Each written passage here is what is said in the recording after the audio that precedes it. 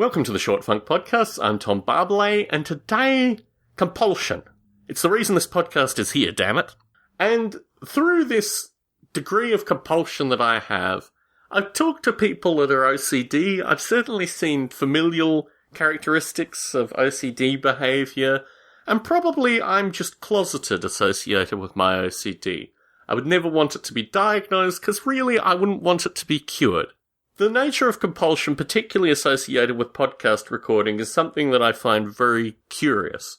I've used the term pathology to describe it previously. I like hearing podcasts. I like hearing good podcasts. I like the quality of the audio. I like the quality of the topics. I like to think that there are folk out there that are doing something similar to the stuff that I do. And when there are lulls in podcasts, when there are gaps, when people forget to record and these kind of things, I still want a podcast to be there. I still have a need to have that narrative given to me. And as a podcast producer, this has manifested itself in a variety of different forms.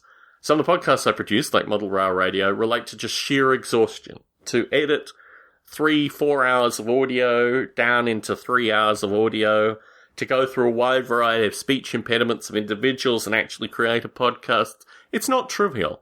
And I'll share something with you. In the past 9 years where I've recorded podcasts, I've never asked for any money. I've wanted to keep it completely separate from any of that and just want to make it about building communities.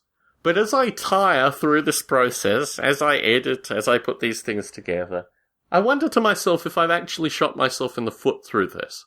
If I've actually created a circumstance where, through my own obsession associated with some things, I've created something that cannot be sustainable for long periods of time, and certainly wouldn't be sustainable if anything happened to my primary source of income. And in this, I've realised that actually a number of these podcasts that have run ads, that have done these various things, various bits and pieces, have not survived. But the few have, and the few that aren't particularly good have, and these people are now able to devote their full-time passion to recording, editing, and putting out audio. And I wonder what that would look like for me, if that ever were to occur. And ultimately, in the kind of bind that I've created through these free podcast Uber alles, I may never actually see that, and there may be circumstances where just through finding work, I lose the ability to podcast. In 2009, the company I worked for closed, and while I found a new job, which took about 3 weeks, but still took an amount of time, I stopped recording podcasts quite intentionally. I don't see anywhere in the foreseeable future where I'm not earning an income. But I do wonder if I'm damaging my ability to translate this form into something more sustaining by maintaining it as free, volunteer, after hours, when I have the cognitive inkling to actually produce audio.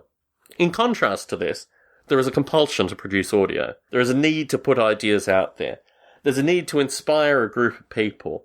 And some of this has been framed periodically to me, particularly with folks who don't think they're referring to me, describing the kind of maniacal nature of ultimately something that is probably very selfish in its primary form, or at least as it's described.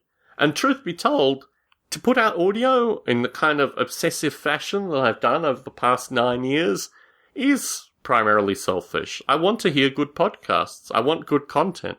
I want stuff out there that makes me feel positive about this form. And ultimately that has become, in turn, my responsibility to do that. If I wasn't so compulsive, I probably wouldn't do these things. And I do wonder if it's a detriment.